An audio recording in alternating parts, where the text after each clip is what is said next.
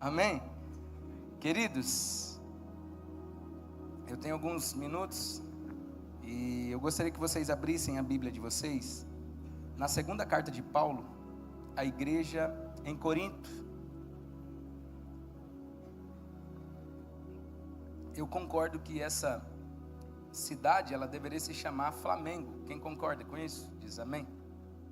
Eu acho que ficaria muito mais bonito. Pensou? A carta de Paulo segundo aos Flamengos. A segunda carta de Paulo aos Flamengos, não ficaria mais bonito? Embora não é Corinthians, né? Corinthians, né? Mas lembra esse time muito ruim, que ninguém gosta, né? É quase uma alusão ao inimigo, né? Quem concorda com isso aqui, gente, nessa manhã? Olha aí a quantidade de gente certa.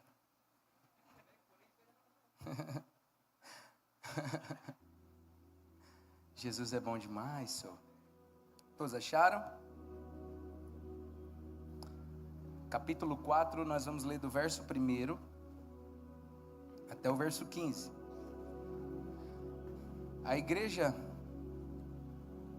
em Corinto, que era uma igreja ainda em um processo de transformação, essa segunda carta de Paulo, ele deixa bem claro o seu apostolado, porque essa igreja menosprezava Paulo no início de seu ministério, não considerava muito ele como um apóstolo, e essa igreja também deu muito trabalho na área imoral. Era uma igreja muito neófita, né? Muito nova na fé, e acabou trazendo para Paulo um trabalhinho.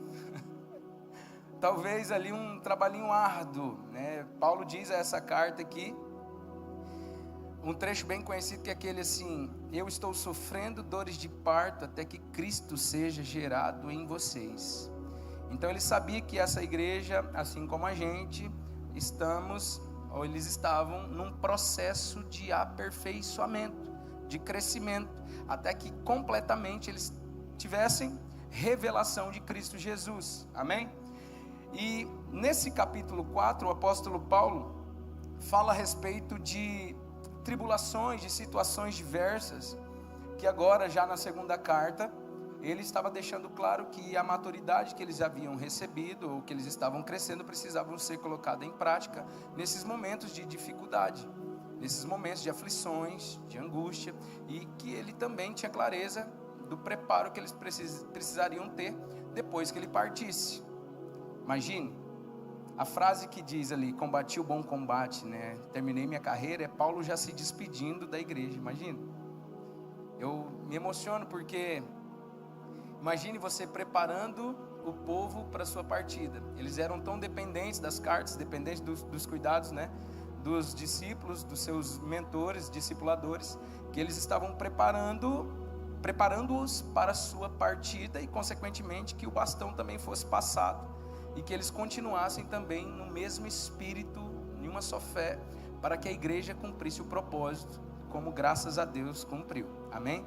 Agora nós, como igreja, também temos que ter essa preocupação, não só de termos a fé unida num só propósito, mas também passar esse bastão para os que estão chegando com o maior amor possível, com o zelo possível, maior zelo possível a respeito das Escrituras. Diz assim o verso 1: por isso, tendo esse mistério, segundo a misericórdia que nos foi dada, não desanimamos.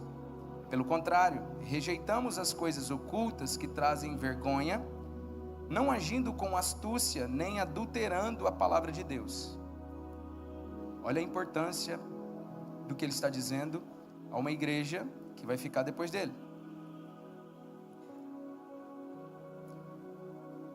E assim, pela manifestação da verdade, nós recomendamos a consciência de todos na presença de Deus.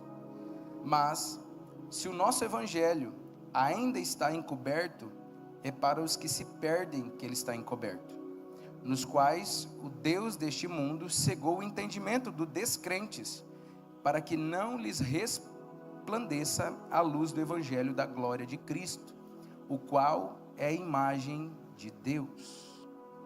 Porque não pregamos a nós mesmos, mas a Jesus Cristo como Senhor, e nós mesmos como servos de vocês, por causa de Jesus. Porque Deus que disse, das trevas resplandeça a luz, Ele mesmo resplandeceu em nosso coração, para a iluminação do conhecimento da glória de Deus na face de Jesus Cristo. Temos, porém, este tesouro em vasos de barro, para que veja que a excelência do poder provém de Deus, não de nós. Eu abro um parênteses aqui, na ênfase que Paulo dá, na fraqueza humana, do quão falhos e fracos somos. Ele chega ao nível de comparar-nos com vasos de barro, nos comparar a uma estrutura muito frágil, para que nós tenhamos consciência do que vai operar através de nós, não vem de nós, não tem como vir, vem do Senhor. Então que toda a glória do que aconteceria e do que acontecerá, fique mais do que claro que não tem como vir da gente, nós somos apenas os vasos, amém? Em tudo somos atribulados, porém não angustiados, ficamos perplexos, porém não desanimados, somos perseguidos, porém não abandonados, somos derrubados, porém não destruídos, levamos sempre no corpo o morrer de Jesus, para que também a vida dele se manifeste em nosso corpo, porque nós que vivemos, como sempre entregues à morte por causa de Jesus, somos sempre entregues à morte por causa de Jesus, para que também a vida de Jesus se manifeste em nossa carne mortal, de modo que em nós opera a morte, em vocês a vida, tendo porém o mesmo espírito de fé, como está escrito, eu criei, por isso falei. Vamos repetir isso aqui, eu criei, por isso falei. Também nós cremos, por isso também falamos, sabendo que aquele que ressuscitou o Senhor Jesus, também nos ressuscitará com Jesus, e nos apresentará juntamente com vocês, porque tudo isso é para o bem de vocês. Olha para o irmão do lado e diga assim, é para o bem de você, para que a graça multiplicando-se, torne abundantes as ações de graça por meio de muitos, para a glória de Deus, aleluia. Curve sua cabeça, feche seus olhos. Ó Espírito Santo, nós te damos reverência, nós te damos a glória, o louvor que lhe é de direito. E nesses dias, Senhor, não tem sido dias tão fáceis, e que devido a isso, muitos têm desanimado, enfraquecido, estado perplexo e infelizmente pensando em desistir. E eu gostaria, Pai, que nessa manhã o Senhor trouxesse vigor aos que estão abatidos, que o Senhor trouxesse força ao cansado, e que de fato, Pai, haja luz nos nossos corações, e que a palavra do Senhor caia na terra boa do coração, que produza frutos, que produza a 30, 60 e 100 por um daquilo que está sendo semeado. Damos ouvidos ao Senhor e declaramos esse ambiente, Pai, totalmente disponível ao seu doce Espírito. Oramos como igreja e entregamos a Ti esse momento, em nome de Jesus.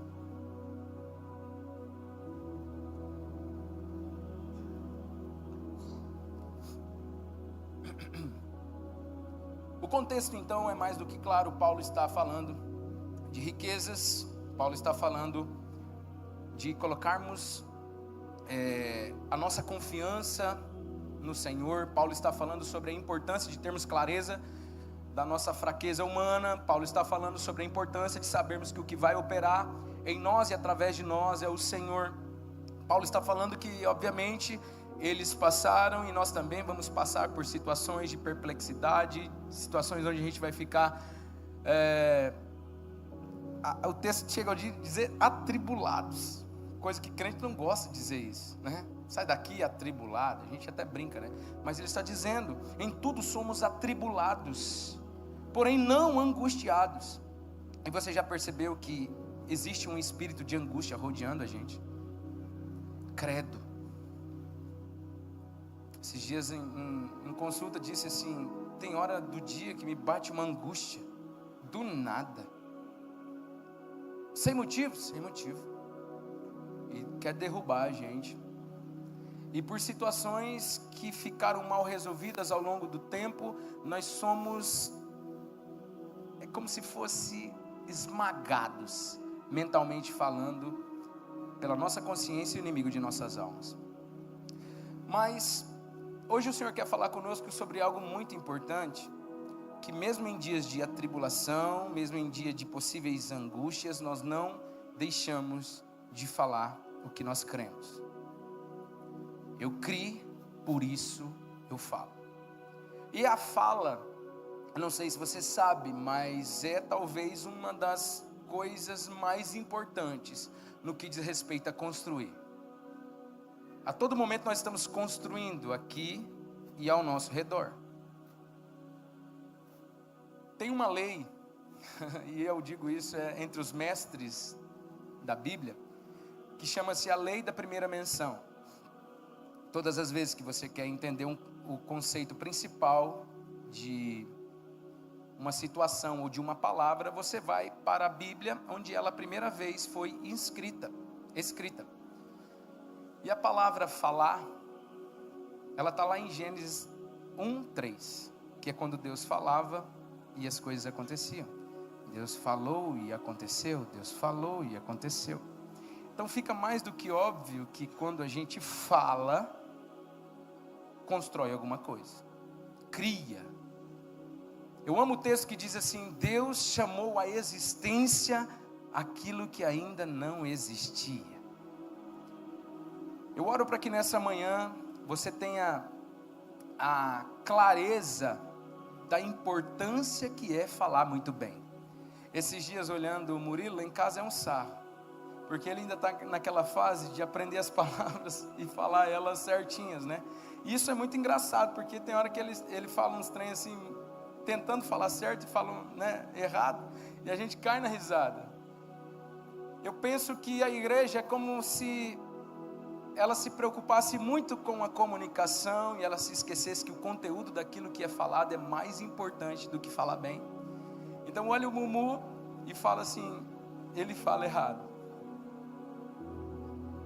mas a fala dele cumpriu o propósito, ele comunicou, embora a palavra dele, às vezes até a conexão das palavras não seja coerente, né? Mas ele fez com que a gente entendesse.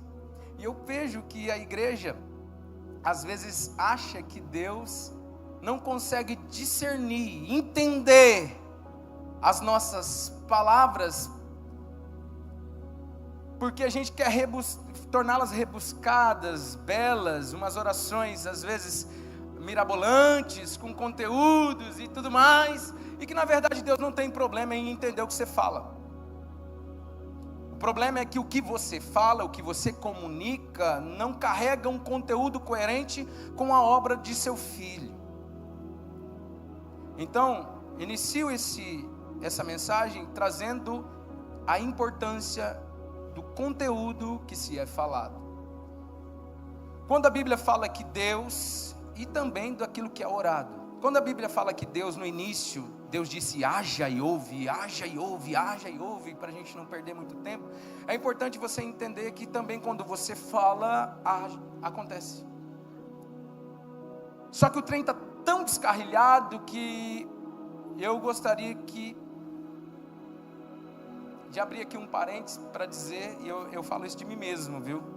Que Deus não considera muito o que a gente fala. Não dá muita atenção, porque se desse mesmo, acho que as coisas ficariam muito feias. Porque no momento de raiva, no momento de desvaneio, no momento de tribulação, no momento de angústia, no momento de perseguição, no momento de escassez, no momento de falta, a gente fala o que vê, a gente fala o que está talvez na mente, e infelizmente isso só tem atrapalhado, e Deus às vezes nem considera, porque se for considerar, a gente está ferrado, sabe? E estamos colhendo frutos, construções das nossas falas erradas. Então a lei da primeira menção é importante, porque ela traz clareza sobre conceito, sobre situações e também de palavras ali no seu sentido primário, que vai nos dar mais do que um entendimento, como se fosse uma explicação, mas ela carrega consigo a essência do negócio. Estão aqui? Estão aqui mesmo?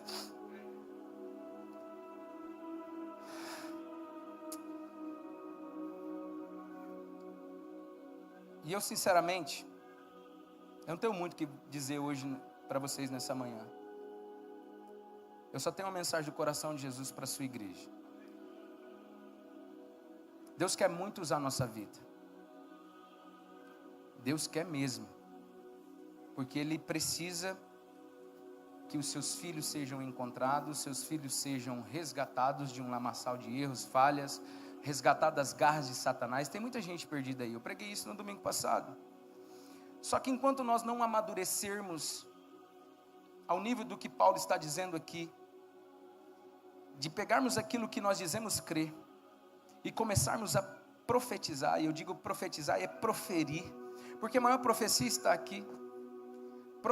Irmão, a maior profecia está aqui, ela vai se cumprir, queira você ou não, e ela só precisa ser declarada, ela só precisa ser colocada para fora, ela só precisa ser falada. E nos dias de dificuldade, de angústia, é nesses dias que nós como igreja precisamos proferi-la, profetizá-la. Nós precisamos, diante da falta, você proferir as palavras de abundância. Nos dias de dificuldade, você precisa proferir palavras de ânimo, de força, de fé. É nesses dias que de nós vai exalar o melhor perfume. É nesses dias que Deus vai construir dentro de nós as maiores fortalezas. Ou você acha que é nos mares tranquilos que Deus faz bons marinheiros? Não é não, irmão. É nas dificuldades mesmo, é nos momentos de aflição, é nos momentos de pressão que se gera pessoas muito intensas e especialistas em algo.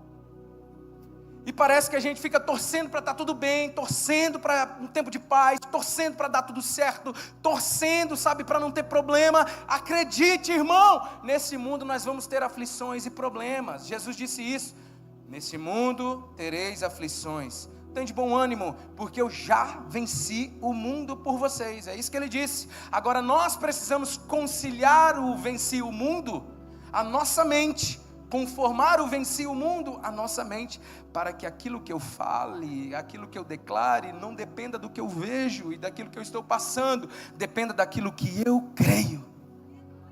E a partir desse entendimento muito bem resolvido, o cenário exterior vai se render ao cenário interior. O cenário exterior vai se render ao interior, à medida que eu declaro, à medida que eu creio, à medida que eu confesso. Estão aqui? Pois bem, uns 2 cultos atrás eu falei a importância de eliminarmos das nossas conversas vidas alheias. Quem estava aqui nesses dias? As nossas reuniões aqui foram muito severas, de líderes, de servos, porque existe algo que tira sua autoridade no mundo espiritual. De verdade, sua voz não tem relevância quando de você flui 2 fontes. Não tem como, duas águas. Não tem como uma fonte jorrar 2 águas. Ou ela jorra uma ou jorra outra. Porque a fonte pura pode ser contaminada pela impureza que também está aí dentro. A fala de Jesus é perfeita nesse cenário quando ele diz assim: o que contamina o homem não é o que entra, é o que? Porque o que sai revela o coração. O que sai revela o que está aqui dentro. E infelizmente não só contamina quem fala, como contamina quem escuta. E a gente olha para a forma como nós fomos criados e a gente percebe como nós fomos contaminados pelas as palavras, as falas dos nossos pais. E às vezes, sem mesmo eles perceberem, saber, nem era intencional. Mas isso precisa nos levar a um lugar de aprendizado para que a partir de nós possamos construir, falar coisas que vão edificar, coisas que vão trazer sobre as pessoas que estão à nossa volta uma vida, sabe? Uma pureza, uma construção. Então eu até disse naquele domingo que existe um crivo para o crente falar. Primeiro, a verdade. Se você tem dúvida se aquilo que você vai falar é verdade ou não, não fale. Ah, mas eu vi, mas mesmo assim até a sua ótica pode ser que ela esteja equivocada. Então se você não tem clareza, não fale.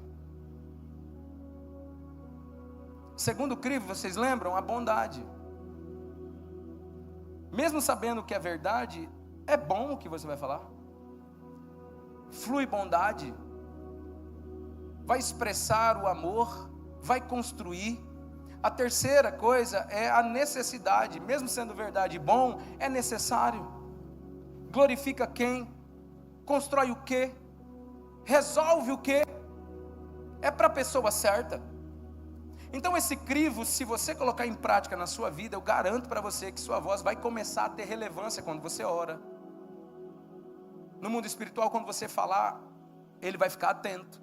Porque quando eu disse lá que Deus não dá relevância ao que nós falamos, é porque da gente, irmão, de verdade, flui várias águas impuras. Agora, quando você começa a purificar o que você fala, parar para pensar o que você fala e falar de verdade aquilo que você crê, e eu espero que aquilo que você crê seja saudável, né?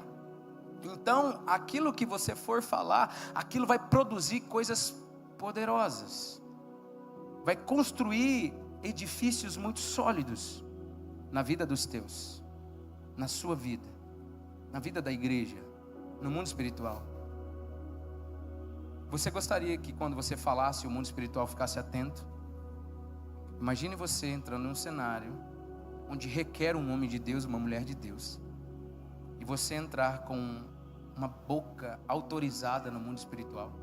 Mas pastor, Jesus já me deu autoridade. Mas nem você crê de verdade que tem autoridade, quem dirá o mundo espiritual, irmão? Então, se nós fomos levantados nesse tempo como profetas do Senhor, aqueles que proferem a profecia, nós precisamos entender que a fonte precisa jorrar só uma água. Gosto de uma alusão de um coach que eu ouvi há muito tempo. Ele fala que os dentes são como mourões para segurar esse músculo maligno que você tem atrás aí, chamado língua. Então às vezes você está com vontade de falar, fecha sua boca, não fala, porque talvez você vai ficar escravo daquilo que vai sair daí. Quantos de nós estamos passando por situações complexas, difíceis, problemas, porque a gente falou demais? Falou sem pensar. Temos problemas familiares porque a gente falou demais. Quando você viu, por causa da dopamina, você falou da vida alheia, e aí o seu amigo, que era muito amigo, porque ficou sabendo que você disse dele, não está mais na sua roda de amizade, porque você quebrou a confiança. E eu não sei como pode o povo de Deus, cara, que se diz povo de Deus, o povo que se chama pelo meu nome, a Bíblia diz, ter infiltrado ou absorvido um comportamento tão maligno e mundano, que é um veneno de Satanás. Eu não gosto de falar fofoca, porque eu acho que é uma palavra muito bonita para algo tão maligno. E eu tenho orado ao Senhor para Ele me dar uma palavra melhor para me definir a fofoca. Porque é muito bonitinho, parece um gago falando foca, né? Fofoca. E não é, irmão, é maligno mesmo. Então nós precisamos arrancar isso. Agora, como isso vai terminar em nosso meio? A partir do momento que você também não aceita ninguém vir falar para você. Porque tem gente que fala assim, eu não falo da vida de ninguém, mas estou doido para escutar. Dentro da gente tem uma curiosidade para saber o que aconteceu. Ontem mesmo eu estava indo para casa, aí tinha 2 carros da Polícia Civil trancando a rua. E quando eu trabalhava no bombeiro, a gente ficava sempre por dentro do que estava acontecendo. E aí eu passei, era próximo da minha casa, eu falei, cara, Polícia Civil, IML, provavelmente aconteceu alguma coisa ruim ali. Aí eu fui embora curioso, me deu uma vontade de parar ali, perguntar para o cara, o que deu aí, né? E isso é uma das evidências que a gente gosta de saber do que está rolando, na vida alheia, de coisas que não competem a gente. Porque se for uma informação que vai trazer uma construção, pode ter certeza, irmão, que vai chegar de maneira saudável até você, né? Então essa dopamina que é gerada em ficar conversando da vida dos outros, é tão viciante quanto o feed do seu Instagram, que você fica rolando infinitamente. Concordam com isso aqui? Então nós precisamos vigiar urgente quanto a isso. Então a primeira coisa é você limpar essa fonte poderosa que tem dentro, que tem muita fonte que está entulhada mesmo. E uma fonte entulhada, ela não jorra bem. Então essa contaminação chamada veneno de Satanás aí, de vida alheia, fofoca, mau testemunho, isso precisa sair da sua vida, irmão, urgente. E você também precisa ser um zeloso. Não permita ninguém roubar sua integridade. Sabe como roubam sua integridade? Na cara dura, quando chegam para falar da vida dos outros para você, e você aceita. Imagine você como um bom amigo, um bom servo, uma outra pessoa vir falar de um outro amigo seu, e ela fala, e você escuta, e você fala, às vezes até acrescenta alguma coisa, concorda com aquilo. Quando aquele outro cara ficar sabendo, ele não só vai ficar com raiva daquele cara que falou, ele vai ficar com raiva de você também. Ele vai ficar sentido com você também, às vezes até vai desfazer a amizade. A Bíblia diz que as más conversações corrompem os bons costumes, e a Bíblia também diz que o mau testemunho termina a amizade de grandes amigos.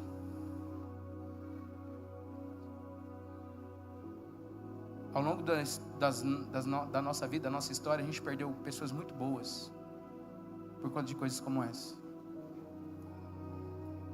Alguns vieram com isso de berço, graças a Deus. Outros parece que, mesmo sabendo a verdade, vivem como inimigos de Deus em meio à igreja, em minhas empresas, em minhas famílias, semeando contenda. A Bíblia diz 6 coisas Deus detesta, a 7ª ele abomina: aqueles que semeiam contenda entre os irmãos. Cara, isso é muito sério. Então, depois que nós arrancamos essas contaminações, essas falas que são como venenos, precisamos entender que aquilo que a gente crê também precisa ser coerente com a verdade. Hoje nós estamos diante de um cenário de igreja, e eu digo no mundo, que crê muito errado, e consequentemente elas falam errado. Crê errado a respeito da pessoa de Jesus, então elas falam errado a respeito da pessoa de Jesus. Crê errado a respeito da doutrina sadia, sã, então obviamente que elas vão ensinar de maneira errada, e elas vão falar de maneira errada a respeito da cultura, da doutrina. E isso precisa ser, para nós, irmãos, urgente, algo importante. Aquilo que você crê, a forma como você as minuciosidades daquilo que você crê precisa ser avaliado. A respeito da cruz de Jesus, eu insisto tanto, irmãos, façam nossos cursos de maturidade, facilita muito a sua vida. Dificilmente os irmãos me perguntam, pastor, às vezes eu estou no meu trabalho, eu quero escutar alguém, sabe, um bom pregador. Dificilmente me perguntam, quem que eu escuto, pastor? Sabe, que livros eu leio? Porque parece que tudo que está na internet é bom. Não é bom, não é, tudo não é bom, tem muita coisa boa, mas não é tudo. Tem coisa que vai trazer confusão à sua mente, confusão na sua fé, vai atrapalhar. Nós estamos aqui se matando para ensinar o Evangelho de Cristo Jesus, as boas novas, a nova aliança, uma maneira saudável de você crescer e crer, para você confessar, para que as coisas fluam, e aí você fica escutando não vou dar nome, mas umas palavras que é totalmente contrário àquilo que a gente crê e atrapalha você e causa confusão. Então, se aquilo que eu falo constrói, aquilo que eu falo edifica, eu preciso de fato cuidar com a minha fé. Se aquilo que eu falo é fruto do que eu creio, eu preciso cuidar com aquilo que eu creio. Eu preciso avaliar aquilo que eu creio, concordam? Estão aqui ainda? E a pergunta que fica no ar é: você, nesses dias, tem ouvido as boas novas de Cristo Jesus aqui nessa igreja? Vou ser sincero. Deus tem falado muito sobre a obra consumada de Cristo. Deus tem falado muito sobre a nova aliança, o que eu sou em Cristo Jesus, o que eu, a partir da cruz, me tornei, né? O que eu posso fazer a partir disso. E por não discernir o Calvário, muitos têm perecido, sofrido mesmo, literalmente. Enfim, quando estamos passando situações de diversidade, de aflição, de angústia, a tendência daqueles que creem errado é falar o que vê.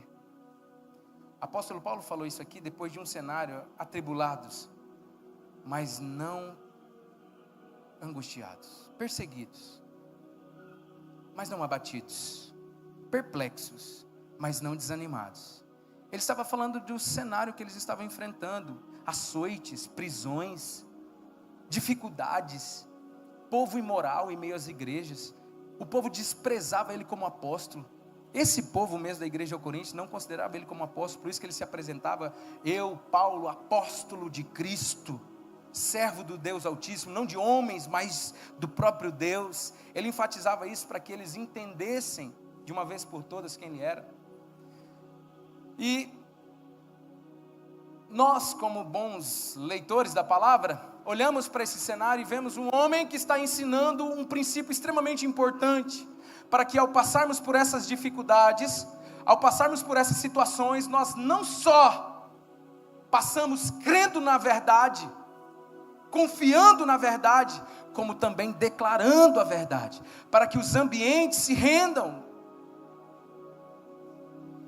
para que as situações adversas sejam transformadas e não o contrário, o que nós estamos vendo. E Deus, irmãos, está comunicando isso de maneira clara para nós. Eu não estou satisfeito, eu não estou feliz com uma forma que vocês estão se comportando diante dos problemas, porque os problemas, as adversidades têm mudado vocês, e não vocês em fé com aquilo que vocês falam, mudado os problemas e as adversidades. Agora porque você não tem um emprego, você blasfema. Agora porque você não está vivendo o que você gostaria no seu matrimônio, você blasfema. Eu digo blasfema é você falar coisas que são contrárias àquilo que você já é. Jesus, quando se encontrou com os fariseus, e os fariseus o viu expulsando um demônio, e eles disseram: você faz isso pelo poder de Beelzebul. Jesus então olha para aquela situação, olha para os fariseus e diz: contra mim, tudo que vocês fizerem vai ser perdoado. Agora, a blasfêmia contra o Espírito Santo, esse pecado não tem perdão. Quem já viu esse texto aqui? Porque é muito sério. Imagine, Jesus estava expulsando um demônio, o próprio Messias. Diga Messias. O Messias aguardado estava ali, o próprio Deus, expulsando um demônio de um dos seus filhos por amor. E os fariseus religiosos, sem discernir, crendo errado: você faz isso pelo poder do diabo. Jesus diz que um reino por si mesmo não subsiste se ele estiver dividido. Como eu faria isso pelo poder do diabo? Olha, contra mim, tudo que vocês fizerem vai ter perdão, mas a fiel testemunha, o Espírito Santo, ao ser blasfemado, isso aí não tem perdão. Jesus estava dizendo que o Espírito Santo, ele vem para nos convencer de que ele é o Messias. E o Espírito Santo, ao tentar nos convencer, se ele for blasfemado, mentiroso, Isso não é verdade. Esse pecado não tem perdão. Muitos ficavam com medo antigamente. Ai, meu Deus do céu, quando eu for orar, tem que tomar cuidado para mim não blasfemar contra o Espírito Santo. Não imputar, outros teólogos dizem que é imputar a Deus coisas do demônio, né? Por exemplo, como foi o contexto onde Jesus estava ali, expulsando um demônio, e era uma ação divina, e eles estavam dizendo, isso aí é coisa do demônio. E a gente ficava com medo, às vezes, no encontro, né? Às vezes tinha uma pessoa ali, rodando no Espírito, aí uns falavam assim, será que aquilo ali é do diabo, né? ou é Espírito Santo? Eu falei, vou correr o risco nada, vai que é o Espírito Santo, eu estou falando que é do demônio. E na verdade, basicamente a blasfêmia ao Espírito Santo é negar o que ele vem testificar. Obviamente, é negar Jesus. Então esse pecado não tem perdão. Então, é importante entendermos que as circunstâncias, as adversidades, a enfermidade que eu estou passando, ou o tempo de angústia que infelizmente me enredou, não pode mudar a minha fé e nem aquilo que eu falo. O povo de Israel, que a gente sempre usa eles, né, para falar sobre reclamações e murmurações, eles andaram por vezes no deserto como em círculos. Era para ser coisas de 40 dias, eles ficaram 40 anos andando em círculo pelo deserto, por causa de um posicionamento de murmuração. E escuta aqui, até quando você vai entender que a demora daquilo que você tem orado para chegar, ou a situação que você se encontra, o tempo em que você está passando por isso, é como se fosse comparado, nivelado por aquilo que você fala. Esses dias atrás disse para um cara, crente velho, eu falei assim, bicho, já parou para pensar que nos últimos 4 anos você só reclama que não tem trabalho? Só reclama que o trabalho que você entra não dá certo, você só vem para murmurar disso, só fala disso, e dentro de 4 anos você está vivendo isso, cara. Você reclama da esposa, você reclama do trabalho, você estava num trabalho muito bom, ganhava bem pra caramba, e você reclamava porque não ganhava igual os irmãos lá, os outros também no mesmo ramo, aí você saiu reclamando do antigo patrão, aí agora você fala bem do antigo patrão, mas quando você estava lá com ele, você não percebia que ele era bom por causa da sua ingratidão, do quão reclamão você é. O povo de Israel estava desse jeito, sendo liberto por Deus depois de 400 anos. E eles estavam reclamando porque eles não tinham cebola, porque de noite, de dia, aquela coisa, sabe, imatura o estava fazendo viver ali enredado, patinando, sem sair do lugar, porque a murmuração e a reclamação trava, bloqueia. Olha para o irmão do lado e diga assim, e você?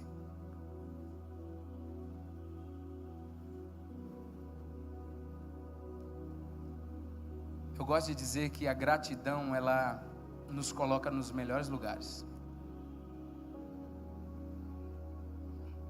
com as melhores oportunidades. Ela nos aproxima de pessoas muito boas. A gratidão, ela faz com que você seja promovido sempre. A gente tem evidência disso em Daniel, em José, homens que não murmuraram, não reclamaram, e Deus os colocou sempre no lugar de provisão, de prosperidade. Eu encerro essa mensagem como uma chamada de atenção. Nesses dias nós estamos falando sobre a nova aliança, as boas novas de Cristo Jesus. Se tudo aquilo que nós formos falar for filtrado pela cruz de Jesus, nós vamos perceber coisas extraordinárias acontecendo dentro da nossa casa, na vida dos nossos filhos, na vida da igreja. Eu falo isso para líderes aqui, que são líderes de célula, líderes de departamento. A forma como você enxerga as coisas, pela ótica da nova aliança, pela ótica bíblica, muda tudo. Se sobre você tem peso, tem acusação, condenação, acredite, você não vai conseguir falar certo.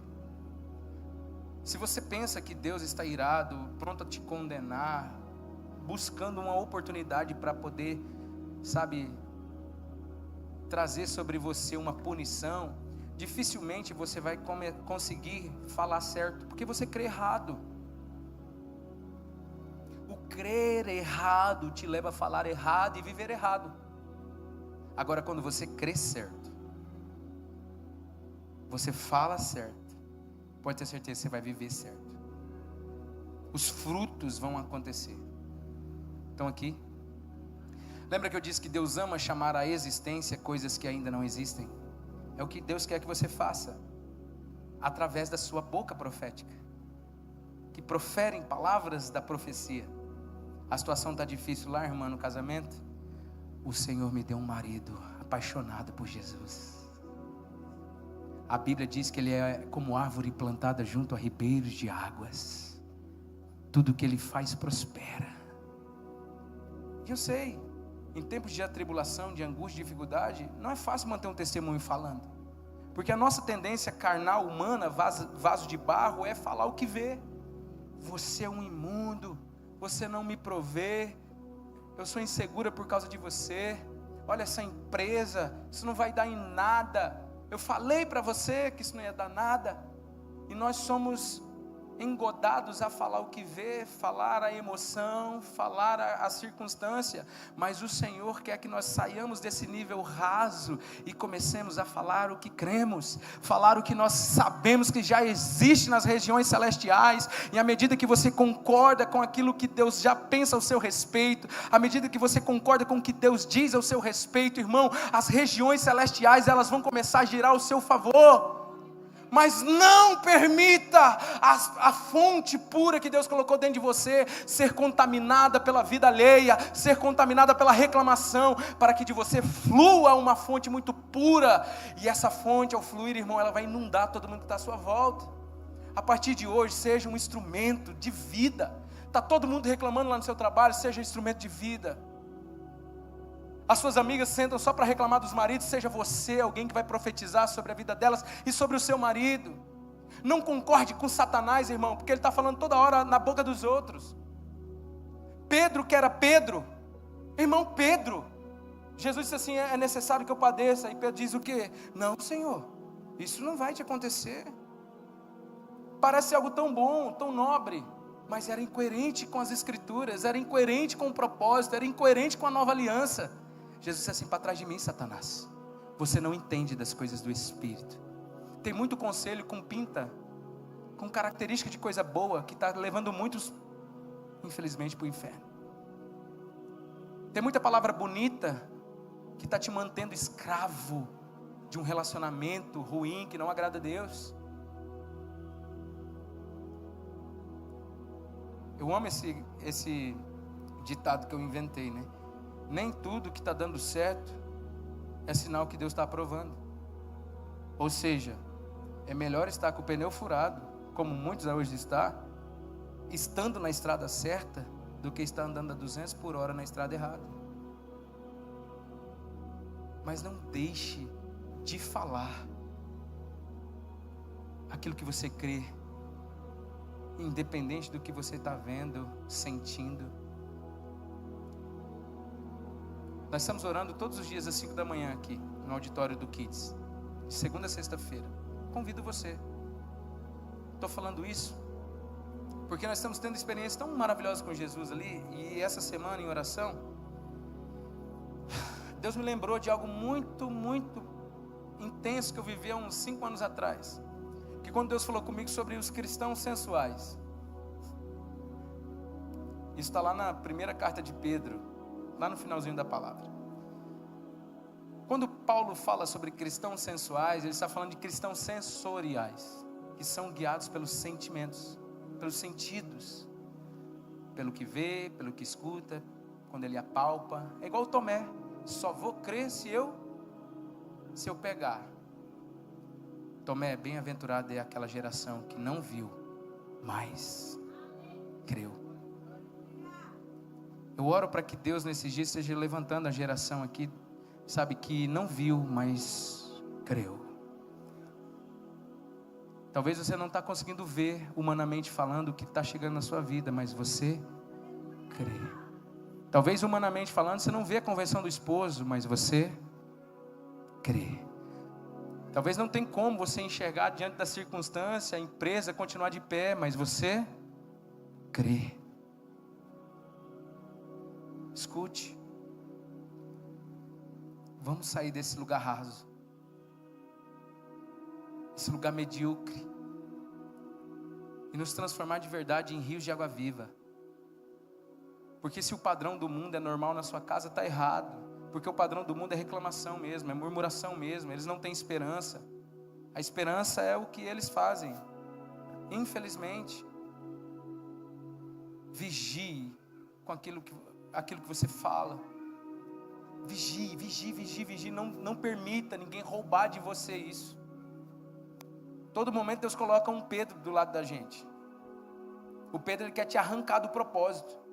Assim como estava querendo arrancar Jesus do propósito. Jesus, o propósito dele era para a cruz, irmão. E intencionalmente, ele queria.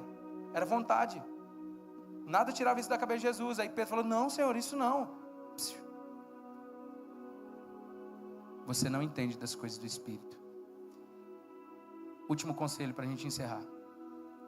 Não coloque gente carnal para decidir coisas na sua vida. Nem para te aconselhar. Deus me ensinou isso de maneira muito triste. Tiago, não coloque gente carnal para te ajudar a decidir minhas coisas. Assim eu também digo para vocês. Não coloque gente carnal para ajudar você a decidir suas coisas. Não é sua amiga da faculdade que vai aconselhar se esse relacionamento que você está tentando entrar é de Deus ou não. Um cego não pode guiar o outro. Não é o religioso de outra igreja que não crê corretamente que vai te ajudar a respeito de jejum, de propósito, sabe? Nós estamos unidos em uma só fé. O apóstolo Paulo disse isso: tribulados, mas não desanimados, perplexos, mas não desamparados, somos perseguidos, mas não abandonados. Ou seja, nós estamos passando um monte de dificuldade, mas estamos unidos em uma só fé. Nós cremos, por isso nós falamos. Nós estamos unidos em uma só fé. Nós cremos e confessamos em uma só fé. Aleluia. Vamos colocar de pé.